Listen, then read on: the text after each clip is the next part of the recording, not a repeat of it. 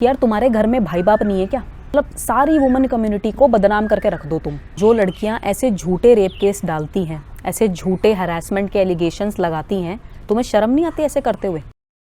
Hello जी, welcome back YouTube channel. और आज हम एक बहुत ही कंट्रोवर्शियल टॉपिक के बारे में बात करने वाले हैं जिसका नाम है बॉयज़ लॉकर रूम, और किस तरह से एक पर्टिकुलर ग्रुप इस टॉपिक को अपने फ़ायदे के लिए यूज़ कर रहा है एक्सप्लॉयटेशन के एक नए फॉर्म की तरह।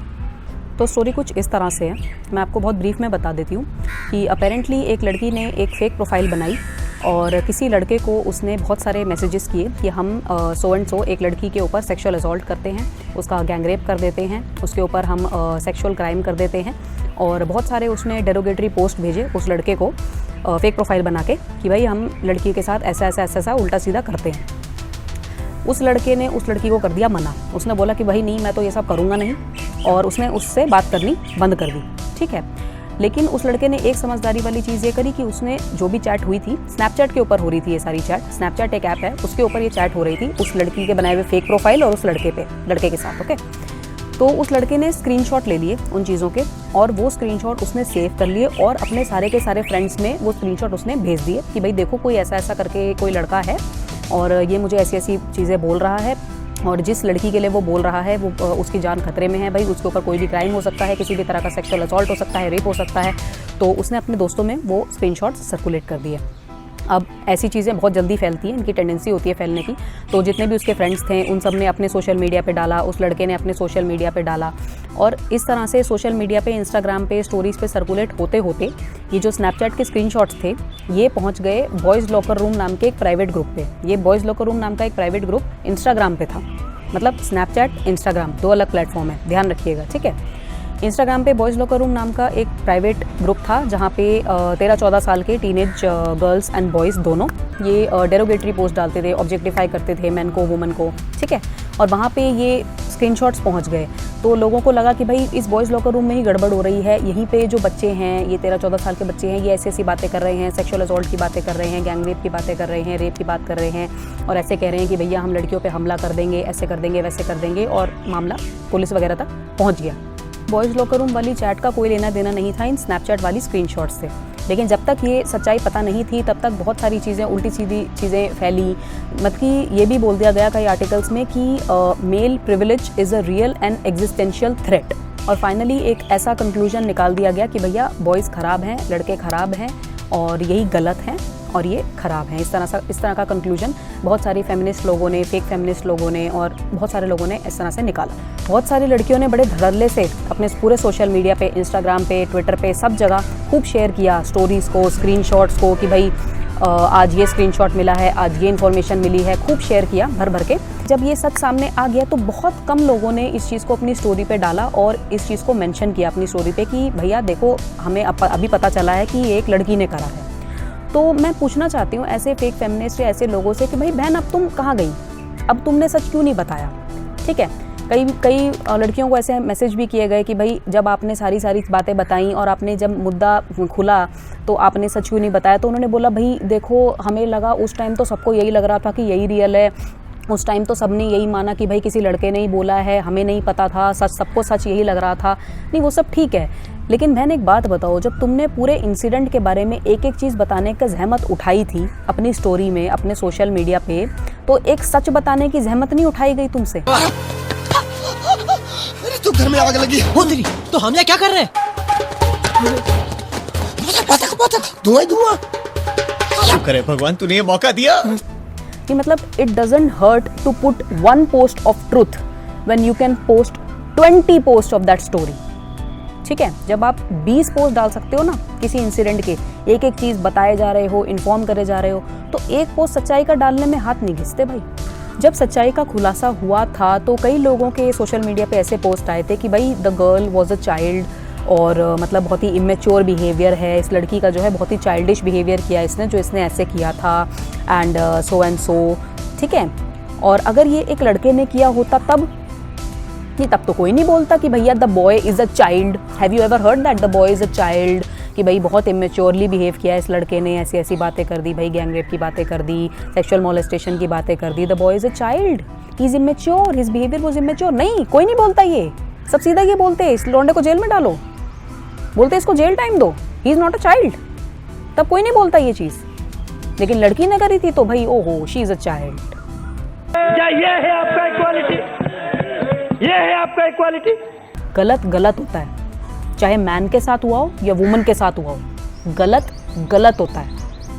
चल देख, आराम से देख, आराम से देख, आराम से देख।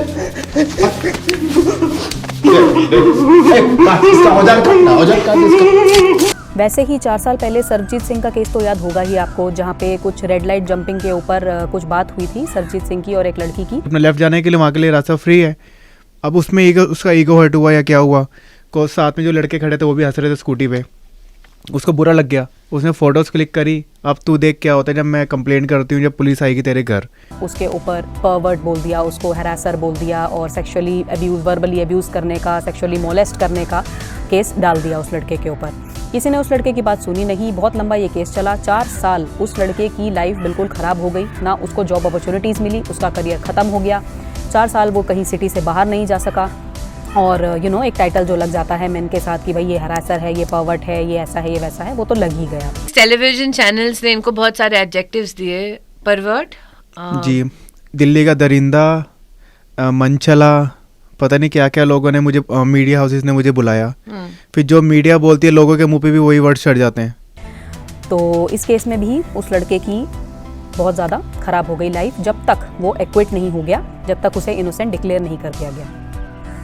मैं सरबजीत को फ्री कर रही हूँ, तो फ्री जब उन्होंने बोला ना, तो आसपास के जितने भी लोग थे सब कुछ ब्लैंक हो गया। सिर्फ मैं और मेरे लॉयर खड़े थे वहाँ पे।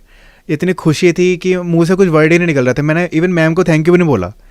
एक और केस बताती हूँ, एक और स्टोरी बताती हूँ कि अभी कुछ दिन पहले गुड़गांव में एक लड़के ने सुसाइड कर लिया है अपने अपार्टमेंट से कूदकर। बिकॉज कुछ दिन पहले, उसके सुसाइड से कुछ दिन पहले एक लड़की ने इंस्टाग्राम पे मोलेस्टेशन का पोस्ट डाला था उस लड़के के खिलाफ। ये बोला उस लड़की ने कि इस लड़के ने मेरे ऊपर अटैक किया था 2 साल पहले and now I am tired of keeping this a secret. Now it became convenient for you to tell people कि भाई इसने 2 साल पहले मेरे साथ ऐसा किया था। 2 साल तक क्या कर रहे थे आप? Were you sleeping? और दूसरी बात यह है कि आपने इस तरह की बात किसी पुलिस में जाके या जुडिशियल बॉडी पे जाके क्यों नहीं बोली? मतलब इंस्टाग्राम पर या सोशल मीडिया पर ऐसी बातें डालने का क्या मतलब है? डू यू थिंक दैट जो सोशल मीडिया है वो कोई जुडिशियल, वो कोई कोर्ट नहीं है, वो कोई पुलिस डिपार्टमेंट नहीं है? क्योंकि उसने सोशल मीडिया पे ये पोस्ट किया और सोशल मीडिया पे चीज़ें, ऐसी चीज़ें स्पेशली बहुत जल्दी वायरल होती हैं, तो उस लड़के के ऊपर टैग्स लगने लग गए कि भाई ठीक है, now he is a harasser, he is a molester. उसको लोग मतलब सीधा रेपिस्ट बोल दिया गया। मतलब लोगों ने, सोसाइटी ने पहले से ही उसे जजमेंट देनी शुरू कर दी। इतना ज़्यादा प्रेशर और पैनिक वो लड़का झेल नहीं पाया और उसने सुसाइड कर लिया। जिन लोगों को, लड़कियों को, लड़कों को ये पता नहीं है, उन लोगों को मैं आज ये बता देती हूँ कि सोशल मीडिया प्लेटफॉर्म्स इन चीज़ों के लिए नहीं होते हैं। सोशल मीडिया प्लेटफॉर्म एंटरटेनमेंट के लिए होते हैं, आर्टिस्टिक चीज़ों के लिए होते हैं। ठीक है, वहाँ पे लोग मज़े करने आते हैं, मज़े लेने आते हैं और वहाँ पे थिंग्स कैन टर्न अगली रियल क्विक। अगर आपको लगता है कि अगर आप ऐसा कुछ पोस्ट करोगे किसी के लिए out of vengeance, out of अपना सेल्फ ईगो सेटिस्फाई करने के लिए, आउट ऑफ कोई सेल्फ इंटरेस्ट निकालने के लिए, पॉपुलर होने के लिए, इफ़ यू रियली फील कि आप किसी के लिए ऐसा पोस्ट करोगे, तो मैं पहले ही बता दूं, ना वहाँ पे ज़्यादा हेल्प और ना वहाँ पे ज़्यादा सिंपैथी मिलती है। आज जो लोग आपकी तारीफ कर रहे हैं, कल वो आपको गाली भी दे सकते हैं। पड़ोसी तो रो क्यों रहे भाई इतना?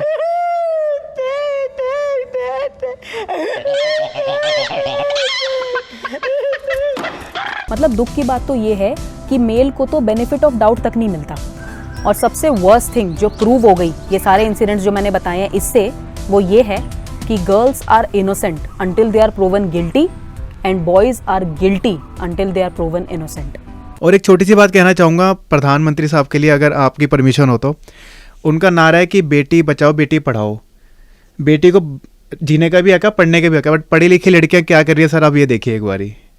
जो लड़कियां ऐसे उल्टे काम करती हैं ना, उनके लिए मैं एक ही सवाल करूंगी कि यार तुम्हारे घर में भाई बाप नहीं है क्या? मतलब सारी वुमेन कम्युनिटी को बदनाम करके रख दो तुम। ठीक है, जब अपने घर के आदमियों पे या अपने घर के लड़कों के साथ ऐसी चीज़ें गलत होंगी तब तुम्हें अकल आएगी। मतलब भाड़ में गई तुम्हारी पढ़ाई, फिर भाड़ में गया इतना वोक होना, इतना अवेयर होना, इतना जो एजुकेशन है जिस पे मतलब बहुत इतराते हैं लोग, बेकार है ना। अगर यही सब करना है, अगर तुमको यही हरकतें करनी है बहन, तो इट इज़ टोटली यूजलेस। जो लड़कियां ऐसे झूठे रेप केस डालती हैं, ऐसे झूठे हरासमेंट के एलिगेशंस लगाती हैं, तुम्हें शर्म नहीं आती ऐसे करते हुए? मतलब आंखों में शर्म होती है? मतलब नींद कैसे आ जाती है तुम लोगों को? तुम्हें नींद कैसे आती है? How do you sleep? How do you remain at peace? किसी की जिंदगी खराब करके, किसी आदमी की, किसी लड़के की लाइफ खराब करने के बाद तुम चैन से कैसे बैठ जाते हो भाई? भगवान ने फीमेल को पता है क्यों बनाया था? भगवान ने फीमेल को बनाया है जिंदगी देने के लिए, किसी की जिंदगी बनाने के लिए, नर्चर करने के लिए। लोगों की जिंदगी बर्बाद करने के लिए नहीं बनाया गया है फीमेल को। तुम्हें कैसे नींद आ जाती है सब करके? शर्म नहीं आती? ये जितने भी फेक फेमिनिस्ट घूम रहे हैं ना, फेमिनिज्म की डेफिनेशन इनके लिए बहुत गलत है, लेकिन इनके माइंड मेकअप हो रखे हैं, ये नहीं मानेंगे। तुम इन्हें सही बताओगे ना तो भी नहीं मानेंगे ये। मेरे लिए अगर ये मैन है तो ये वुमन है, ये इक्वलिस्ट होता है। दिस इज इक्वालिटी, ठीक है? ये मैन और ये वुमन, ये इक्वालिटी नहीं होती। ये जो तू बोल रहा है ना, एक नहीं 5 लड़कों के साथ गई थी। सुन मेरी बात, it's her choice. Of course. या A real feminist is required to provide equal opportunity to a female and not lead to superiority of a female to the other gender. Feminist का काम एक फीमेल को equal opportunity provide करना है, equality provide करना है। किसी को रौंद के आगे नहीं बढ़ते हो आप अपनी अपॉर्चुनिटीज़ ढूंढते हो, अपनी एबिलिटीज़, अपने एजुकेशन, अपनी ट्रेनिंग, अपने कॉन्फिडेंस, अपने राइट्स के लिए लड़ते हो आप। असली फेमिनिस्ट ऐसे काम करते हैं। Fighting for women's rights has too often become synonymous with man-hating. If there is one thing I know for certain, it is that this has to stop. Finally अब जाके जब लोग लड़कियों के पर्सपेक्टिव को समझ रहे हैं, उनकी प्रॉब्लम्स को समझ रहे हैं, इतने सारे बिल्स पास हो रहे हैं, हमारी इक्वालिटी का ध्यान रखा जा रहा है, अब लोग लड़कियों की सिक्योरिटी को लेके परेशान होते हैं। ऐसे टाइम में जो हमें प्रिविलेजेस, वेल डिजर्व्ड प्रिविलेजेस जो मिल रहे हैं, तब इन चीज़ों का मिसयूज़ करना, दैट इज़ एक्सट्रीमली बैड। आप गलत एलिगेशन लगा के, गलत तरह से हरासमेंट करके अगर आदमियों को जेल में डालोगे तो कल को उनके मन में यही सोच होगी कि भैया औरत तो होती ऐसी है, ठीक है? लोग कम अपॉर्चुनिटीज़ प्रोवाइड करने लगते हैं, कहते हैं ज़्यादा पढ़ाओ लिखाओ मत, लड़की उल्टी हरकतें करने लगेगी। क्यों बोलते हैं लोग? इसलिए बोलते हैं।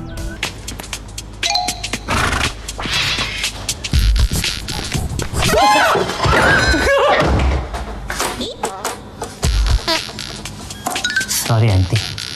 ये जो वीडियो है ये किसी भी जेंडर के ऊपर अटैक करने के लिए नहीं बनाई गई है कि भैया मैंने इसमें मेल का साथ दे दिया और मैंने फीमेल कम्युनिटी को उल्टी सीधी बातें कह दी। ऐसा नहीं है। मुझे दुख होता है जब मेल के ऊपर सोशल जजमेंट पास हो जाती है बिना किसी ट्रायल के, बिना गिल्टी प्रूवन हुए, जब उनके ऊपर लोग सोसाइटी में टैग लगाने लग जाते हैं ना, मुझे बहुत दुख होता है। क्योंकि हम सबकी लाइफ में मेल होते हैं जो इम्पोर्टेंट हैं, हमारे फादर्स हैं, हमारे ब्रदर्स हैं, फैमिली मेम्बर्स हैं, हु आर इम्पोर्टेंट टू अस।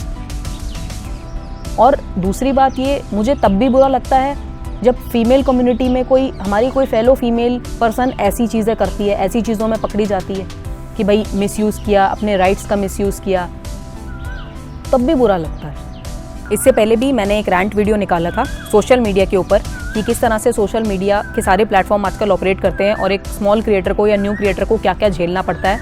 उसके ऊपर मैंने एक रैंट निकाला था, यहाँ पे मैं लिंक दे दूँगी, अगर आपका मन हो तो आप उस रैंट को भी देख सकते हैं। इस तरह की और वीडियोस अगर आप देखना चाहते हैं तो इस चैनल को सब्सक्राइब कर लीजिए। अगर वीडियो अच्छी लगी हो तो इसको लाइक कर देना एंड शेयर कर सकते हो आप अपने मेल फीमेल कम्युनिटी में, whatever you like. And goodbye, I will see you guys in the next one.